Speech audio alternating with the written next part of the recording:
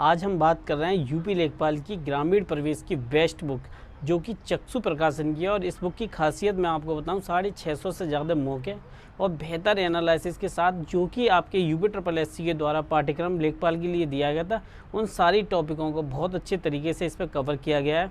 आप इसको खरीद सकते हैं। इसका लिंक जो है मैंने वो डिस्क्रिप्शन में दे दिया, वहाँ से जाके इसको बाई कर सकते हैं।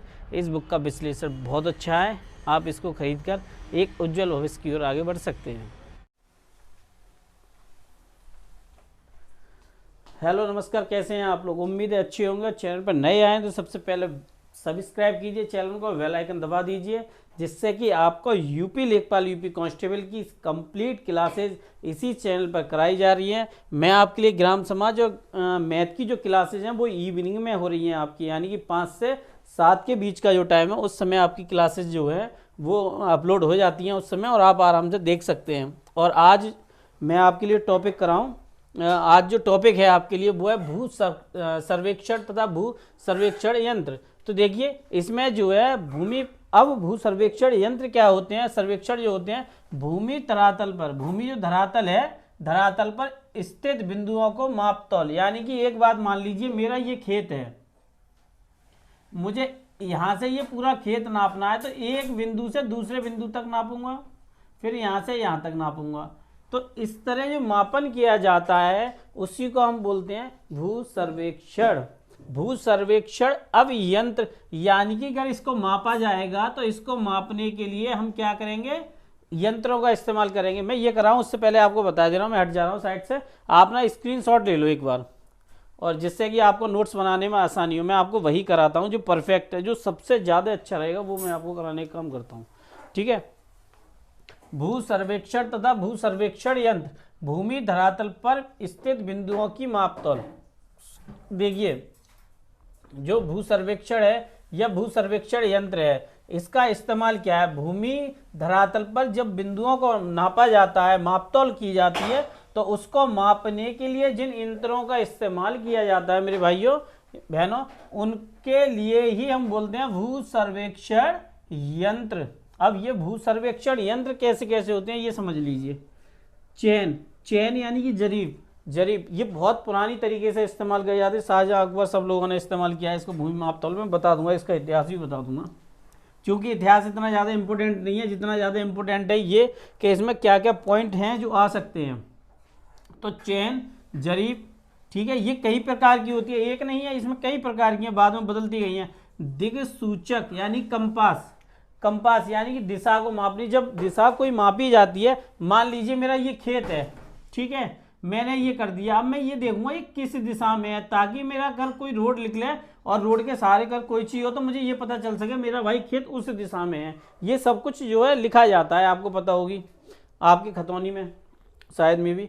और इसके बाद आते हैं प्लेन टेबल जो होती है उसके द्वारा, टेबल का मतलब टेबल मत समझ लेना, और थियोडोलाइट के द्वारा, ठीक है, ये सब कुछ मापन होता है। ये 4 तरीके के, चैन, दिक्सूचक, कंपास, प्लेन टेबल और थियोडोलाइट के द्वारा, ठीक है, ये सब कुछ जो होता है वो आपका है। अब देखिए इसमें क्या होता है, सबसे पहले हम कराते हैं चैन, जरीफ। ये लोहे अथवा स्टील की बनी होती है, इसमें 100 कड़ियाँ होती है। ऐसा ही नहीं है कि सब में ही 100 कड़ियाँ हो, कुछ में चेंजेस भी है, कुछ में कुछ और भी होता है, वो मैं आपको बताता चलूंगा। लोहे अथवा स्टील की बनी होती है मेरे भाई, और इसमें कितनी कड़ियाँ होती हैं? 100 कड़ियाँ होती हैं, ठीक है, मैंने कड़ी लिख दी है, कड़ियाँ, वैसे कड़ी भी लिख सकते हैं हम इसको, क्योंकि अलग तरीके से प्रेजेंट करेंगे, कड़ियाँ, ठीक है, इसमें 100 कड़ियाँ होती हैं। अब देखिए गंटर जरीफ, इसमें 24 फुट होते हैं, ठीक है, ये 24 फीट लंबी होती है आपकी। ये क्या होती है? 24 फीट लंबी होती है। इसके बारे में एक बात समझिए, ये जो पॉइंट है ये बहुत ही महत्वपूर्ण बिंदु हैं, आप समझ लिए, महत्वपूर्ण बिंदु हैं। ये आपके एग्जाम में आपसे पूछे जा सकते हैं, ठीक है।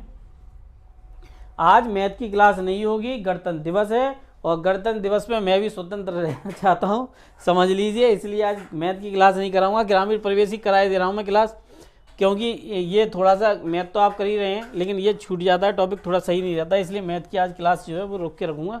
और मैथ में LCM SCF हो गया है, प्ले लिस्ट जाके आप कंप्लीट वीडियो और बेहतर नोट्स के साथ उसको देख सकते हैं, मेरी प्ले लिस्ट बनी हुई है हर एक टॉपिक की, वहाँ से आप चेक कर सकते हैं।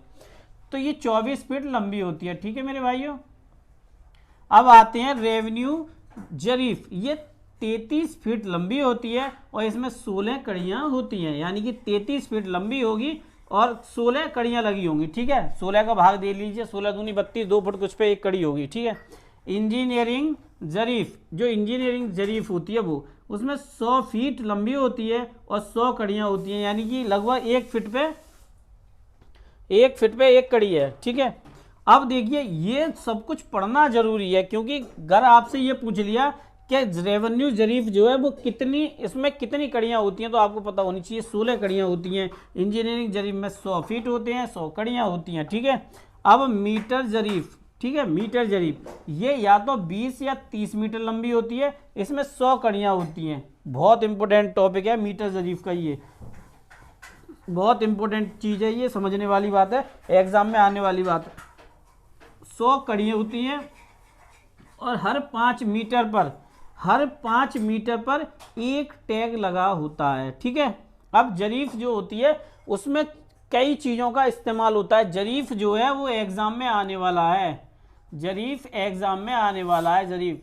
ठीक है, जो जरीफ है वो एग्ज़ाम में आ सकती है। ठीक है ना मेरे भाइयों, तो इसको लेकर मैं सारी बात बोल रहा हूँ। जरीफ प्रयोग में होने वाली सामग्री, एक सुआ होता है। सुआ घर के यहाँ पहले देखे होंगे आपने, ऐसे लटका देते थे, और मेरे घर पे भी था। उससे मम्मी जो थी हमारी डलिया बनाती थी, पहले जो कांसे की डलियाँ बनाई जाती थी, तो जो तलाटी में कांसा होता था उससे वो डलियाँ बनाई जाती थी, और सरकेटा सिरकेटा बोलते थे उन्हें, उनसे वो डलियाँ बनाई जाती, खाना फाना रखने के लिए, ऐसे करके उसमें होता था, तो वो उससे पो के बनाया जाता है। उसी प्रकार का सुगा होता है। ये 25 या 35 सेंटीमीटर लंबा होता है और एक नुकीला सिरा होता है नीचे की ओर, ऐसे करके। ठीक है ना, अब फीता तो आप सब लोगों के लिए पता होता है, ये सूती तार का बना होता है, सूती कपड़े के तार से बना होता है, और सूती तार मत समझ लेना, जो कपड़ा होता है उसके साथ। स्टील का मीटर होता है, जो स्टील का बना होता है, इसमें मीटर और सेंटीमीटर के चिन्ह दिए गए होते हैं। ठीक है, इसमें मीटर और सेंटीमीटर के चिन्ह मेरे भाइयों दिए गए होते हैं।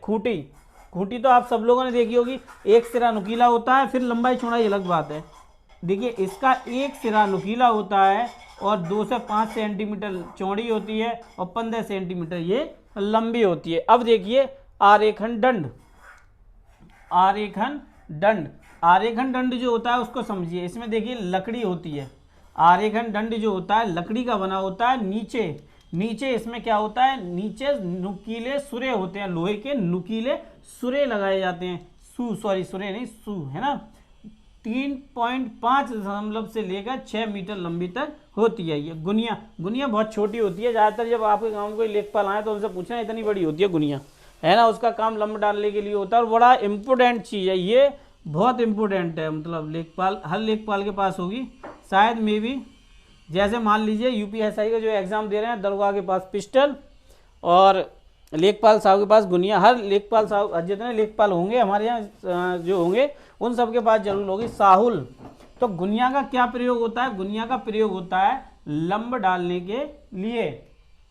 ठीक है, इसका प्रयोग क्या होता है, लंब के लिए। साहुल, ठीक है, ढालू और भूमि मापने के लिए। ढालू भूमि आपने देखी होगी, तलहटी वाले क्षेत्रों में ज़्यादातर पाई जाती है, तो ऐसी भूमियों के लिए। तो ये सब कुछ जो है बड़ा ही इंपॉर्टेंट पॉइंट है। और जो कुछ है देखिए, मैंने पहले ही हट गया था, मैंने अब भी आप टिक लगा सकते हैं। देखिए मैंने आपको बताई, जरीफ आप पढ़ रहे हैं, बहुत ही इंपॉर्टेंट टॉपिक है, मैंने आपको बता दी, महत्वपूर्ण बिंदु है ये एग्जाम के लिए। घर जरीफ से एक क्वेश्चन में भी बन सकता है, समझ लीजिए, एक क्वेश्चन में भी आ सकता है, मुझे पूरी उम्मीद है, क्योंकि ये टॉपिक जो है लेखपाल जितने एग्जाम होते हैं उनके लिए बहुत महत्वपूर्ण टॉपिक है। मैंने इसलिए इसको बहुत ही सोच समझ के सभी बिंदुओं पर, ज़्यादातर जो एक लंबाई होती है, इतना लोग कराने से डरते हैं, लेकिन मैंने कहा कि नहीं, ये कराना जरूरी है। बट मैंने कहा एक टॉपिक करके मैं आपको कंप्लीट करा रहा हूँ, जिससे कि सारी चीज़ें आपकी कंप्लीट हो जाएं। ठीक है, मैं मिलता हूँ आप लोगों से, और चैनल को सब्सक्राइब कर दीजिएगा नए आए तो। मिलता हूँ आप लोगों से, नमस्कार, धन्यवाद।